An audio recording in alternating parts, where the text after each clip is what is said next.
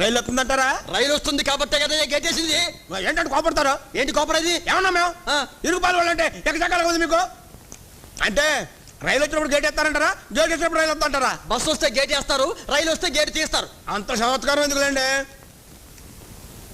అంటే సర్కార్ అంటారా, మేలు అంటారా? అంత అవసరం అది? అవసరం. సర్కార్ అయి ఉంటుంది. ఏంటి ఏంటి ఏంటి